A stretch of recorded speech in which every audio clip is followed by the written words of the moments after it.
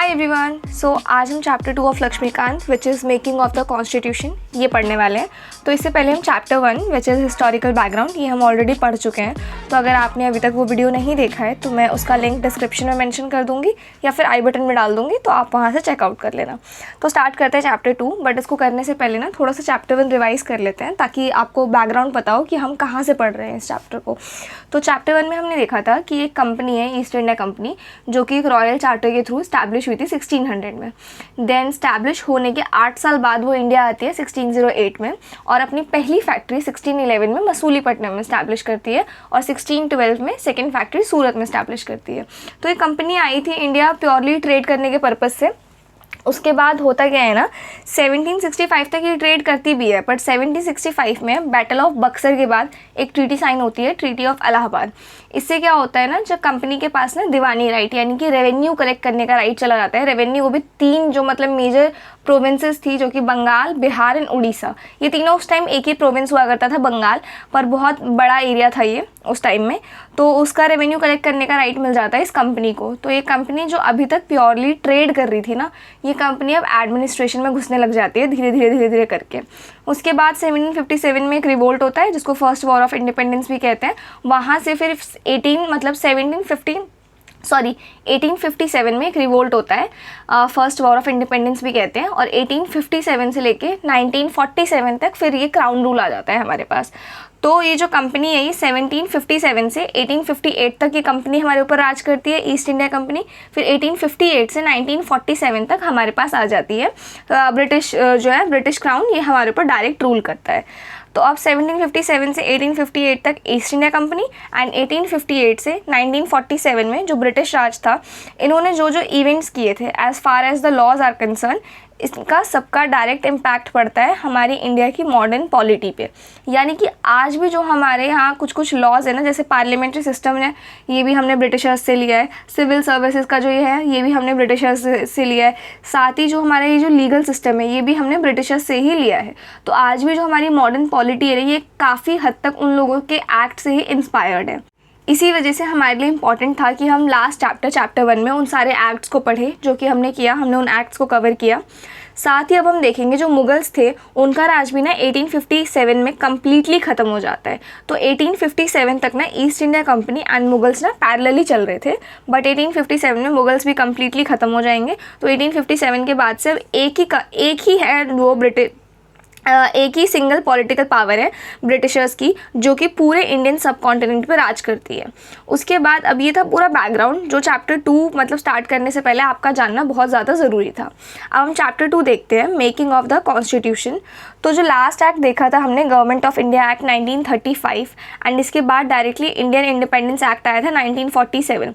तो government of India act बहुत important है क्योंकि जो हमारा कॉन्स्टिट्यूशन है ना, उसका मोर देन 50% पार्ट ना यहीं से लिया गया है।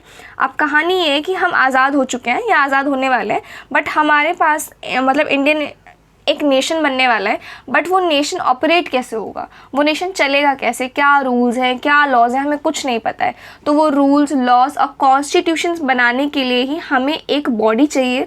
उस बॉडी का नाम है कॉन्स्टिट्यूएंट असेंबली, जो कि ये कॉन्स्टिट्यूशन बनाएगी जिससे हमारा जो इंडिपेंडेंट इंडिया है वो फंक्शन करेगा आगे। तो अब होता क्या है, अब 18 जून 1947 में British parliament Indian independence act पास करती है।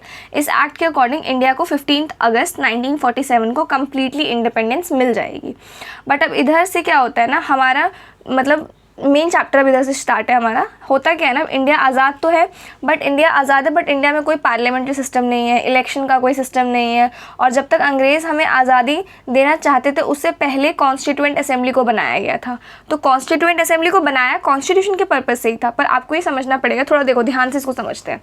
तो कॉन्स्टिट्यूएंट असेंबली की डिमांड ना 1934 से चलती आ रही है कि अब इंडिया को आज़ाद करना है, और इंडिया का आज़ाद करने से ज़्यादा इंडिया का खुद का कॉन्स्टिट्यूशन होना चाहिए।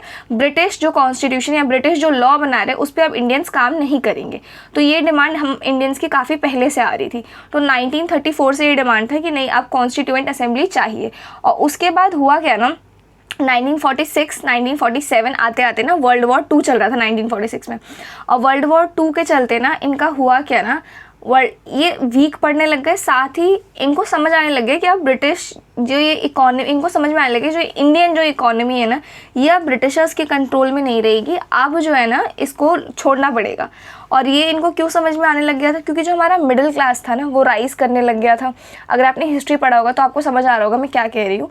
तो मिडिल क्लास जब राइज करने लग गया, काफ़ी सारे मूवमेंट्स हुए जिससे ब्रिटिशर्स के ऊपर ये प्रेशर आता गया, और साथ ही फिर हुआ वर्ल्ड वॉर 2 आ गया। इससे क्या हो गया, ये पूरा वीक हो गए और इन्होंने फिर डिसाइड कर लिया कि नहीं, अब इंडिया को तो छोड़ना ही पड़ेगा हमको।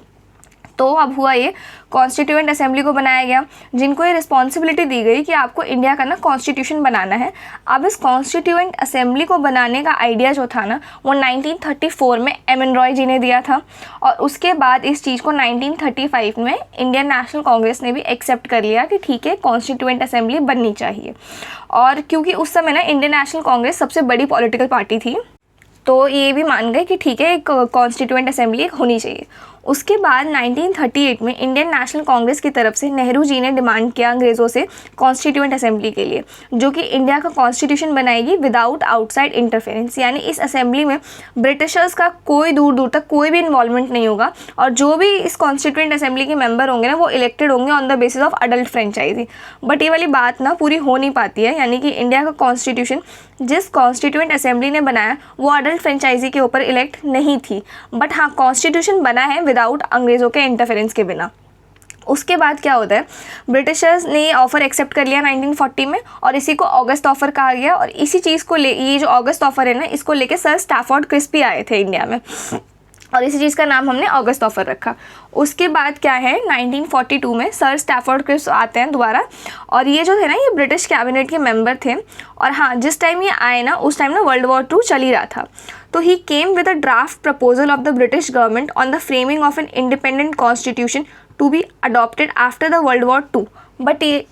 बट ये जो क्रिस्प मिशन था ना, ये फेल हो जाता है, क्योंकि मुस्लिम लीग इसका अपोज कर देती है, रिजेक्ट कर देती है इसको, क्योंकि उनको एक सेपरेट नेशन चाहिए था पाकिस्तान। अब 1946 में फाइनली कॉन्स्टिट्यूएंट असेंबली को बनाया गया on the basis of cabinet mission plan. अब कैबिनेट मिशन प्लान क्या है ना, इसको थोड़ा आपको ना समझना पड़ेगा डिटेल में। अब इस टाइम तक ना वर्ल्ड वॉर 2 ख़त्म हो चुका है, तो 3 लोगों को इंडिया भेजा जाता है। अच्छा, इस टाइम तक ब्रिटिशर्स एक्सेप्ट कर चुके हैं कि वो अब इंडिया का एडमिनिस्ट्रेशन नहीं संभाल सकते हैं। तो जो वो 3 लोग हैं जो इंडिया आते हैं इस प्लान को लेके, वो आते हैं, एक तो लेथनिक Lawrence, Stafford Cripps and A V. Alexander. तो ये तीनों एक प्लान के साथ आते हैं कि इंडिया पर जो कंट्रोल है ब्रिटिशर्स का उसको ट्रांसफ़र कर दिया जाए, मतलब उस कंट्रोल को ना अब कम्प्लीटली इंडियंस को दे दिया जाए, और इंडियंस को, हाँ मतलब सरकार दे ही दिया जाए इंडियंस को। साथ ही इन्होंने सरकार बनाने की कोशिश की, इंटरिम गवर्नमेंट बनाई, जिसके जो प्राइम मिनिस्टर थे, जिसमें जवाहरलाल नेहरू जी को प्राइम मिनिस्टर बनाया गया। बट मोहम्मद अली जिन्ना जी जो थे वो बिल्कुल भी इस बात से अग्री नहीं थे, बहुत ज़्यादा ही अनसेटिस्फाइड थे वो इस चीज़ से, इसीलिए उन्होंने इस चीज़ में पार्टिसिपेट भी नहीं किया। अब इस प्लान के अकॉर्डिंग, मतलब कैबिनेट मिशन प्लान के अकॉर्डिंग था ये, जो पिछले 6-7 सालों से जो डिमांड चल रही थी कॉन्स्टिट्यूएंट असेंबली की, उसको बनाया गया कैबिनेट मिशन प्लान के थ्रू। अब ये प्लान क्या था कि कॉन्स्टिट्यूएंट असेंबली में 389 लोग होने थे, जिसमें 296 तो जो लोग होंगे वो ब्रिटिश इंडिया से आएंगे। ब्रिटिश इंडिया मतलब 11 प्रोविंसेस और 4 कमिश्नर्स प्रोविंसेस हैं। जैसे आजकल आप स्टेट और यूनियन टेरिटरीज सुनते हो ना, वैसे ही उसी तरीके से कुछ 11 प्रोविंसेस एंड ये 4 कमिश्नर प्रोविंसेस थे। उसके बाद क्या होता है ना, उस टाइम में 11 प्रोविंसेस और 4 कमिश्नर हुआ करते थे, तो सबका टोटल मिला के 296 मेंबर्स आने थे, और कुछ प्रिंसली स्टेट्स से थे, उनमें से आने थे 93 मेंबर्स।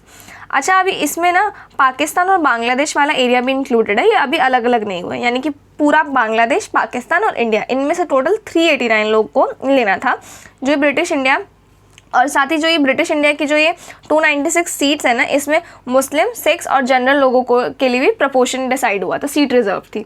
उसके बाद 93 प्रिंसली स्टेट इसमें पॉपुलेशन के प्रपोर्शन में दिए गए थे, मतलब हर 10 लाख की पॉपुलेशन पर हर एक बंदे को नॉमिनेट किया जाएगा, ये प्लान था। अच्छा, ये जो 296 है ना, इनके इलेक्शन हुए जुलाई से अगस्त 1946 में, और 296 में से 208 सीट्स कांग्रेस जीत जाती है, 73 seats Muslim leagues and 15 independence ने जीत लिया था। और जो ये प्रिंसली स्टेट है ये बाहर है, क्योंकि इन्होंने पार्टिसिपेट ही नहीं किया। और कॉन्स्टिट्यूएंट असेंबली के अंदर और जो ये प्रिंसली स्टेट्स हैं इन्होंने पार्टिसिपेट ही नहीं किया कॉन्स्टिट्यूएंट असेंबली के अंदर। तो बेसिकली अब कॉन्स्टिट्यूएंट असेंबली बन चुकी है और पहली बार ये 9 दिसंबर 1946 को मिलती है। तो ये जो असेंबली थी ना, it was not directly elected by the people of India, by the adult franchise. और दूसरी बात, ये जो असेंबली है ना consist representatives of all section of Indian societies, Hindus, Muslims, Sikh, Parsi, Anglo Indians, Indian Christian, SC, ST, including women of all the section, यानी कि सभी थे इसके अंदर। और इस कॉन्स्टिट्यूएंट असेंबली का मतलब महात्मा गांधी जी जो थे वो इस कॉन्स्टिट्यूएंट असेंबली के मेंबर नहीं थे। ये काफ़ी इंपॉर्टेंट चीज़ है, ये प्रीलिम्स में डायरेक्ट आ सकता है। उसके बाद अब हमारे पास कॉन्स्टिट्यूएंट असेंबली बन चुकी है। कॉन्स्टिट्यूएंट असेंबली बनने के बाद होता क्या है ना कि ये लोग फर्स्ट टाइम मिलते हैं 9 दिसंबर 1946 को, बट मुस्लिम लीग नहीं आती है, वो बॉयकॉट करती है इसका, ये मुस्लिम लीग पार्टिसिपेट नहीं करती है। बट उन्होंने इलेक्शन में पार्टिसिपेट किया था और 73 सीट्स वो लोग जीते भी थे। बट ये जो फर्स्ट टाइम मीटिंग होती है तब ये लोग एब्सेंट रहते हैं, बॉयकॉट करते हैं, आते नहीं हैं। तो ये मीटिंग जो है 211 मेम्बर्स टोटल अटेंड करते हैं, जिनमें से अब बात ये होती है कि आप देखो मीटिंग है, ये असेंबली है पूरी, ये मिल रही है, अब कोई तो इसका चेयरपर्सन, कोई तो इसका प्रेसिडेंट होना चाहिए ना जो इस मीटिंग को एड्रेस करेगा। तो फ्रेंच प्रैक्टिस है एक, वहाँ पे होता क्या है ना कि जब भी कोई ऐसी मीटिंग हो रही होती है ना, कोई फर्स्ट टाइम कोई लॉ मेकिंग बॉडी मिल रही होती है, तो वो लोग क्या करते हैं, जो भी सबसे ज़्यादा सीनियर है एज वाइज उसको टेम्प्रेरी प्रेसिडेंट बना देते हैं और उसका काम होता है उस मीटिंग का मतलब उस ग्रुप का प्रेसिडेंट डिसाइड किया जाए। तो सिमिलरली हमने यहाँ पे वही फ्रेंच प्रैक्टिस फॉलो की और टेम्प्रेरी प्रेसिडेंट बना दिया गया डॉक्टर सचिदानंद सिन्हा को, क्योंकि ये सबसे सीनियर थे एज में। उसके बाद डॉक्टर राजेंद्र प्रसाद को प्रेसिडेंट बनाया गया और HC Mukherjee and VT Krishnamachari को वाइस प्रेसिडेंट बनाया गया। तो यानी कि इस असेंबली का एक प्रेसिडेंट था और 2 वाइस प्रेसिडेंट थे। ये इंपॉर्टेंट है प्रीलिम्स के लिए क्योंकि यूजुअली एक ही वाइस प्रेसिडेंट होता है, बट यहाँ पे 2 वाइस प्रेसिडेंट है। उसके बाद क्या करते हैं, पंडित जवाहरलाल नेहरू जी जो कि ये इस कॉन्स्टिट्यूएंट असेंबली के मेंबर थे, वो ऑब्जेक्टिव रिजोल्यूशन देते हैं, 13 दिसंबर 1946 को इंट्रोड्यूस करते हैं और ये ऑब्जेक्टिव रिजोल्यूशन 22 जनवरी 1947 को पास भी हो जाता है। ये जो ऑब्जेक्टिव रिजोल्यूशन है ना, ये काफ़ी इंपॉर्टेंट है। नंबर 1 कि ये एक तो क्या, ये जो कमेटी थी हमारे पास कॉन्स्टिट्यूएंट असेंबली, इसका वो बताती है, गोल बताती है, ऑब्जेक्टिव बताती है कि क्या है इस कॉन्स्टिट्यूएंट असेंबली का ऑब्जेक्टिव। और दूसरी चीज़, जो हमारे कॉन्स्टिट्यूशन का जो प्रीएम्बल है ना, वो इसी ऑब्जेक्टिव रिजोल्यूशन से लिया गया है। पंडित जवाहरलाल नेहरू जी ने जो दिया था, इसी ऑब्जेक्टिव रिजोल्यूशन के बेसिस पे हमने अपना प्रीएम्बल ऑफ द कॉन्स्टिट्यूशन लिखा है। उसके बाद अब बात करते हैं इंडियन इंडिपेंडेंस एक्ट की। तो इंडियन इंडिपेंडेंस एक्ट जब आया था ना, कुछ फीचर्स है जो हमें पढ़ने बहुत ज़्यादा इंपॉर्टेंट है। सबसे पहली चीज़ तो 3 जून 1947 को माउंटबेटन प्लान आता है, जिस प्लान से इंडिया और पाकिस्तान को सेपरेट कर दिया गया। उसके बाद क्या करते हैं, जब इंडिया और पाकिस्तान सेपरेट हो गए ना, तो मुस्लिम लीग ने क्या किया, अपनी जो उनकी मेंबरशिप थी इस कॉन्स्टिट्यूएंट असेंबली में, उस चीज़ को विड्रॉ कर लिया। तो जब उन्होंने मुस्लिम लीग ने विड्रॉ कर लिया, तो अब जो कॉन्स्टिट्यूएंट असेंबली है उसकी स्ट्रेंथ कितनी बची, 299। उसके बाद इस एक्ट ने क्या किया, जो ये कॉन्स्टिट्यूएंट असेंबली थी इसको एक फुल्ली सोवरेन बॉडी बना दिया गया। इसका मतलब क्या है, इसका मतलब ये है कि जो अब ये जो बॉडी है ना कॉन्स्टिट्यूएंट असेंबली, ये फुल्ली सोवरेन है, यानी कि ये ब्रिटिशर्स ने जो अभी तक हमारे ऊपर जो भी लॉज बनाए थे उन लॉज को अमेंड कर सकती है, रिपील कर सकती है, नए लॉ बना सकते हैं। अब हमसे ऊपर अब कोई नहीं है, हमसे ऊपर अब ब्रिटिशर्स नहीं है, ये बॉडी अब सोवरेन है, इस बॉडी के ऊपर कोई और बॉडी नहीं है। इसका मतलब ये है। और हाँ, यही जो बॉडी है ना, ये बॉडी बनती है हमारी लेजिस्लेटिव बॉडी। लेजिस्लेटिव बॉडी का मतलब है जो हमारा फर्स्ट पार्लियामेंट होता है ना इंडिपेंडेंट इंडिया का, वो यही बॉडी बनती है, यानी कि यही बॉडी है जो आगे जाके लॉ बनाएगी। अच्छा, अब इस बॉडी के यानी कि 2 मेन काम हो गए, एक तो एज अ कॉन्स्टिट्यूएंट असेंबली यानी कि कॉन्स्टिट्यूशन में बनाएगी ये बॉडी, और दूसरा एज अ लेजिस्लेटिव बॉडी। तो जब भी ये एज अ कॉन्स्टिट्यूएंट असेंबली मिलती थी ना, जब इनकी मीटिंग होती थी एज अ कॉन्स्टिट्यूएंट असेंबली, तब डॉक्टर राजेंद्र प्रसाद थे प्रेसिडेंट, और जब ये body as a legislative body मिलती थी ना, तब जो है GV मावलांकर जी इसके चेयरपर्सन थे। तो अब होता क्या है ना, GV Mavalankar ji, he was the first person also of the he was the first speaker of the Lok Sabha of independent India. तो हमारे पार्लियामेंट के जो फर्स्ट स्पीकर रहे हैं वो GV मावलांकर जी रहे हैं। उसके बाद अब हम देखते हैं जो कॉन्स्टिट्यूएंट असेंबली है, इसने क्या क्या काम किया है, मेन फंक्शन क्या क्या किया है। तो it ratified the India's membership of Commonwealth in May 1949। India की जो मेंबरशिप थी कॉमनवेल्थ में, उसको रैटिफाई किया मई 1949 में। और 22 जुलाई 1947 को इन्होंने क्या किया, नेशनल फ्लैग को अडॉप्ट कर लिया। अच्छा, अब ध्यान रखना, ये जो इंडियन इंडिपेंडेंस एक्ट है ये पास कब हुआ है? जून 1947 में, और उस एक्ट के अकॉर्डिंग 15 अगस्त 1947 को इंडिया को आज़ादी मिल जाएगी। तो इन्होंने क्या किया, आज़ादी मिलने से पहले 22 जुलाई को ही फ्लैग अडॉप्ट कर लिया कि हाँ ठीक है ये फ्लैग रहेगा इंडिया का। उसके बाद नेशनल एंथम, नेशनल सॉन्ग और डॉक्टर राजेंद्र प्रसाद को एज अ प्रेसिडेंट इलेक्ट कर दिया गया। ये 3 काम एक ही दिन में हुए, 24 जनवरी 1950 को। उसके बाद अब होता क्या है कि ये जो, हाँ अब ध्यान रखना एक चीज़, ये जो हमारी बॉडी है ना कॉन्स्टिट्यूएंट असेंबली, ये 26 नवंबर 1949 को इसका काम ख़त्म हो जाता है। यानी कि 26 नवंबर 1949 तक ये सारे काम अपने कर चुकी होती है। उसके बाद ये एक बार लास्ट टाइम 24 जनवरी 1950 को एज अ कॉन्स्टिट्यूएंट असेंबली मिलती है, यही काम करने के लिए, नेशनल एंथम, नेशनल सॉन्ग और डॉक्टर राजेंद्र प्रसाद को प्रेसिडेंट बनाने के लिए। ये 3 काम करती है उस दिन। उसके बाद से इस बॉडी का काम ख़त्म हो चुका होता है और ये बॉडी इसके बाद से सिर्फ एज अ लेजिस्लेटिव बॉडी ही मिलती है। अच्छा, अब कॉन्स्टिट्यूएंट असेंबली ने क्या किया था, जो भी फंक्शंस थे ना उनको डिवाइड कर दिया था कि चलो भाई कॉन्स्टिट्यूशन बनाना है, ये काम है, ये काम है, ये काम है। और इन काम को डिवाइड करने के साथ साथ ना एक कमिटीज़ बना दी थी। हर एक कमेटी किसी न किसी काम के लिए रिस्पॉन्सिबल थी। तो 2 कैटेगरी में इन कमिटीज़ को बांटा गया, major committee and minor committee. तो ये जो अभी हम देख रहे हैं ना ये सारी है मेजर कमेटी। माइनर कमेटी आप बुक से पढ़ लेना। तो मेजर कमेटी में सबसे इंपॉर्टेंट कमेटी है जिस कमेटी का काम था कॉन्स्टिट्यूशन बनाना, वो थी ड्राफ्टिंग कमेटी, और इसके जो चेयरमैन थे वो थे डॉक्टर भीमराव अम्बेडकर। इसी वजह से जब जब हम कॉन्स्टिट्यूशन का नाम सुनते हैं ना वहाँ भीमराव अम्बेडकर जी का नाम लिंक्ड रहता है, क्योंकि जो हमारा कॉन्स्टिट्यूशन है वो बनाने के पीछे भीमराव अम्बेडकर जी का ही हाथ है। उसके बाद है स्टीयरिंग कमेटी जिसके चेयरपर्सन थे डॉक्टर राजेंद्र प्रसाद, यूनियन पावर कमेटी के Jawaharlal Nehru ji, union constitution committee के Jawaharlal Nehru ji, provincial constitution committee के सरदार पटेल जी, एडवाइजरी कमेटी के सरदार पटेल जी, रूल्स ऑफ प्रोसीजर कमेटी के डॉक्टर राजेंद्र प्रसाद, स्टेट कमेटी के जवाहरलाल नेहरू जी। तो ये जितनी भी कमेटीज़ है ना ये मेजर कमेटीज़ हैं। इनमें से हमें एक ही कमेटी के बारे में पढ़ना है जो काफ़ी इंपॉर्टेंट है, वो है ड्राफ्टिंग कमेटी। तो ड्राफ्टिंग कमेटी जो है ना इसको सेटअप किया गया था अगस्त 29, 1947 को। उसके बाद इसके जो चेयरमैन है वो है डॉक्टर भीमराव अम्बेडकर, और इनके मतलब इनको मिला के टोटल इस कमेटी में 7 मेंबर है। Doctor Bhimrao Ambedkar, N Gopalaswami Ayyangar, Alladi Krishnaswamy Ayyar, doctor के.एम. Munshi, Syed Mohammad Saadulla, N Madhava Rau, he replaced B.L. Mittal who resigned due to ill health, and second T.D. Krishnamachari, he replaced D.P. Khaitan who died in 1948। उसके बाद क्या करते हैं ना, ये जो कमेटी है ना ये कॉन्स्टिट्यूशन बनाती है, और ये जो फाइनल ड्राफ्ट है ना कॉन्स्टिट्यूशन का वो बनाती है, और फाइनल ड्राफ्ट कॉन्स्टिट्यूएंट असेंबली के सामने रखती है 4 नवंबर 1948 को। अब यहाँ से है प्रोसेस शुरू, जिसको आपको ध्यान से सुनना है होता क्या है। तो प्रोसेस ये है, पहले फ़र्स्ट रीडिंग होती है। तो फर्स्ट रीडिंग 3-4 दिन में हो जाती है कि चलो ठीक है फर्स्ट रीडिंग हो गई।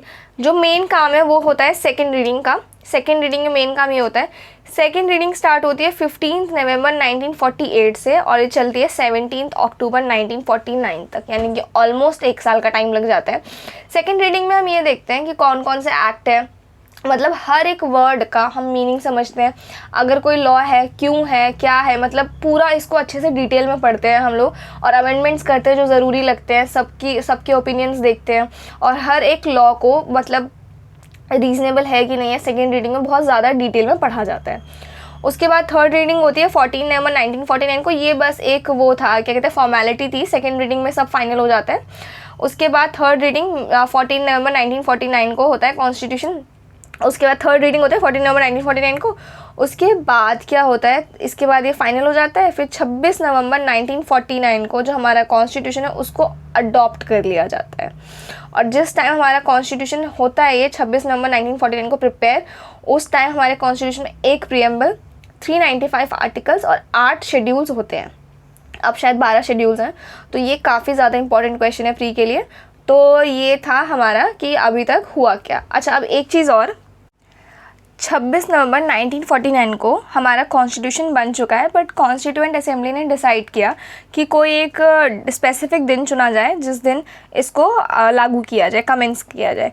तो 26 जनवरी 1950 डिसाइड होता है। वो भी इसलिए डिसाइड होता है ये दिन क्योंकि मतलब 26 जनवरी को ही ना पूर्ण स्वराज की डिमांड की थी महात्मा गांधी, जवाहरलाल नेहरू, ये जो हमारे लीडर्स थे उन्होंने, इसीलिए इस दिन को ना चुना गया हमारा कॉन्स्टिट्यूशन कमेंस करने के लिए।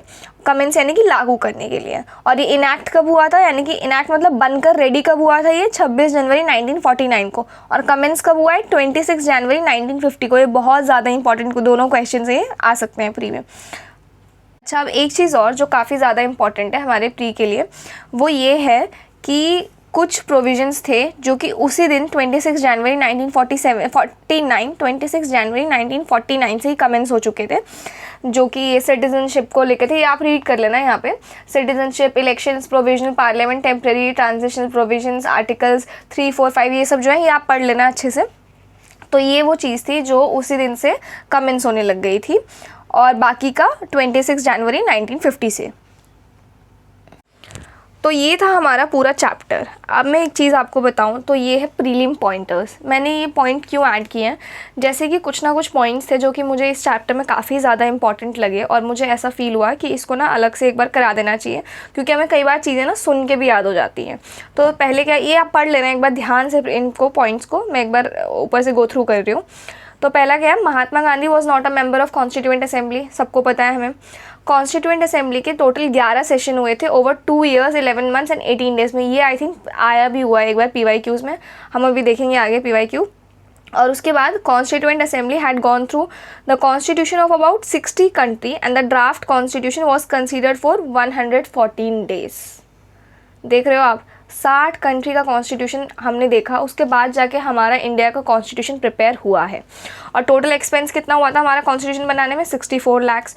और 24 जनवरी 1950 को कॉन्स्टिट्यूएंट असेंबली का फाइनल सेशन हुआ। उसके बाद से कॉन्स्टिट्यूएंट असेंबली जो है वो सिर्फ एज अ लेजिस्लेटिव बॉडी ही मिली। तो उस 24 जनवरी 1950 में कॉन्स्टिट्यूएंट असेंबली का काम ख़त्म हो चुका है। फिर एलिफेंट को एज अ सिंबल अडॉप्ट कर लिया गया कॉन्स्टिट्यूएंट असेंबली का। सर BN राव, ये अच्छा हाँ, ये ना बहुत इंपॉर्टेंट चीज़ है। ये जो BN राव जी है ना, ये हमारे लीगल एडवाइज़र थे, कॉन्स्टिट्यूशनल एडवाइज़र थे। तो यही जो है ना पूरा प्लान कॉन्स्टिट्यूशन का बताते थे भीमराव अम्बेडकर जी को, और भीमराव अम्बेडकर जी फिर इसको फाइनल करते थे। तो जो मेन ब्रेन है ना बिहाइंड आर कॉन्स्टिट्यूशन, वो यही है, BN राव जी। उसके बाद ये पॉइंट्स हैं 3-4, ये आप लोग पढ़ लेना। उसके बाद हम आते हैं अब हमारे क्वेश्चंस। ये क्वेश्चंस जो है ना, ये मैंने गूगल से उठाए हैं, कुछ स्पेसिफिक वेबसाइट से, टेक्स्ट बुक हो गया और एक दो ऐसे ही। तो उनसे कुछ क्वेश्चंस मैंने उठाए, इनको पढ़ लेते हैं एक बार, इनको प्रैक्टिस करते हैं। आप ट्राई करना कि मेरे बिना आंसर बोले आप इसको अटेम्प्ट कर पाते हो कि नहीं कर पाते हो, जितना आपने अभी तक लेक्चर सुना होगा उसके बेसिस पे। अगर नहीं तो एक बार और लेक्चर सुनना, लक्ष्मीकांत रीड करना और खुद से पहले अटेम्प्ट करना, उसके बाद जाके आंसर जानने की कोशिश करना। तो स्टार्ट करते हैं नंबर 1 क्वेश्चन से। तो नंबर 1 क्वेश्चन है हमारा, the final session of the constituent assembly was held on 24 जनवरी 1950। बिल्कुल करेक्ट, हमने अभी देखा, ये वाला एकदम सही है। उसके बाद डॉक्टर राजेंद्र प्रसाद को डिक्लेयर किया गया प्रेसिडेंट हमारे इंडिया का फाइनल सेशन में, ये भी एकदम सही है। और उसके बाद नेक्स्ट क्वेश्चन देखते हैं, who was the chairman of constitution drafting committee. मतलब ये तो ऑप्शन भी नहीं देखना चाहिए हमें, भीमराव अम्बेडकर जी। उसके बाद है, Indian constitution was adopted by the constituent assembly on which day. किस दिन हुआ था, इसका आंसर आप लोग देना मुझे कमेंट सेक्शन में कि किस दिन हमने ये अडॉप्ट किया था। उसके बाद है, when did the Indian constituent assembly adopt the constitution. I think ये सेम ही क्वेश्चन हो गया, कोई नहीं, इसका आंसर आप मुझे कॉमेंट सेक्शन में देना। उसके बाद है, when did the constitution of India came into force. Same, इसका आंसर भी सेम आप कमेंट में देना। Who was the chairman of union power committee of the constituent assembly. इसका आंसर है जवाहरलाल नेहरू जी थे, जो कि यूनियन पावर कमेटी के चेयरमैन थे। उसके बाद है, who was the chairman of constitution drafting committee. I think repeat हो गया है, ये वही है, Bhimrao Ambedkar ji. Which one of the following terms was used for the states in the draft constitution presented by Dr. Bhimrao Ambedkar on 4th November 1948। तो इसका answer है union of states. Number 1 is the correct answer. आप number 1 is the correct answer. उसके बाद है next question, the original document of the constitution of India was hand written by. इसका option है doctor Bhimrao Ambedkar, तो ये तो क्लियरली नहीं है answer. Second Sarojini Naidu, third fourth doctor Rajendra Prasad and third is Prem Behari Narain Raizada. तो ये एकदम करेक्ट है ऑप्शन 3। ये आपने अगर ये पॉइंट्स ध्यान से देखे हो ना और इसको पढ़ा हो अभी, तो इसी में ये वाला पॉइंट है। ये last second point, Prem Behari Narain Raizada was the calligrapher of the Indian constitution. The original constitution was hand written by him in flowing style. ठीक है, उसके बाद है हमारे पास, कहाँ थे हम लोग, एक सेकेंड, हाँ, इधर in Indian constitution the section of citizenship draws inspiration from which country constitution. ये आई थिंक आपको भी आएगा नहीं, पर आया आपको ना पढ़ना पड़ेगा कि कौन से कॉन्स्टिट्यूशन से हमने कौन सा पार्ट लिया है, हमारे कॉन्स्टिट्यूशन का किस कंट्री के कॉन्स्टिट्यूशन से कौन सा पार्ट हमने लिया है. तो ये अभी छोड़ देते हैं वाला क्वेश्चन अभी के लिए. Who was the chairman of constitution drafting committee. Again same question, Bhimrao Ambedkar. Who among the following was the chairman of constituent assembly. Nice question. इसका आंसर होगा थर्ड, डॉक्टर राजेंद्र प्रसाद. अच्छा, एक और लास्ट क्वेश्चन, लास्ट ठीक है ये, नहीं लास्ट नहीं है, अभी है और. Consider the following statements regarding the composition of the Constituent Assembly. The total strength of the Constituent Assembly was 389. इसका आंसर आप मेरे को देना है कि कितनी थी स्ट्रेंथ Constituent Assembly की, अगर आपने ये लेक्चर ध्यान से सुना है तो. Each province and princely state were allotted seat in proportion to their respective population. ये आप बताना सही है कि नहीं. Seats allotted to each British province were divided among the 4 principal communities: Hindu, Muslim, Sikh, Christians. ये मतलब आप बताना, ये तो क्लियरली गलत है ये वाला answer. The representatives of the princely states were nominated by the heads of the princely state. तो ये ना, ये वाला क्वेश्चन काफ़ी इंपॉर्टेंट है, ये आप मुझे बताना है ये सही है कि नहीं है, और इसका क्या आंसर, इन चारों में से कौन से स्टेटमेंट है जो सही होने चाहिए. उसके बाद next question, the constituent assembly was a fully elected body. मतलब ये तो है ही नहीं, completely wrong. Voting for the election of the member of constituent assembly was done by the method of proportional representation by single transferable vote. ये option एकदम सही है, second वाला. उसके बाद है what was the duration of making of Indian constitution. इसका कुछ 2 years 11 months and 18 days. This is the correct answer. Then next come previous year question. अब इस चैप्टर से जो भी प्रीवियस ईयर क्वेश्चन पूछे जा चुके हैं अभी तक, उनको हम लोग करेंगे. तो which one of the following statement best reflect the chief purpose of the constitution of a country. अच्छा, एक काम करूँ, इसको नेक्स्ट वीडियो में देखते हैं प्रीवियस ईयर क्वेश्चन इस चैप्टर के. टिल देन आप लोग क्या करना है ना, यहाँ तक इनको प्रैक्टिस करना है, जो प्रैक्टिस क्वेश्चन है, और इस लेक्चर को एक बार लक्ष्मीकांत से पढ़ लेना, एक बार ये वीडियो देख लेना और इन क्वेश्चंस को प्रैक्टिस कर लेना. और मैं नेक्स्ट वीडियो जो अपलोड करूँगी ना, उसमें मैं इसके प्रीवियस ईयर क्वेश्चंस कराऊंगी. तो होगा क्या ना, आपको भी आइडिया रहेगा कि हाँ हमने ये पढ़ा था, ये पढ़ा था. तो इसके बाद आप वो वीडियो देखना, तो आपकी काफ़ी ज़्यादा मतलब रिविजन हो जाएगा, प्रैक्टिस हो जाएगी. सो हाँ, आज के लिए इतना ही रखते हैं. So I see you in the next video. I hope you like this session. If you do, then please don't forget to like, share and subscribe to this channel, and I'll see you in the next video.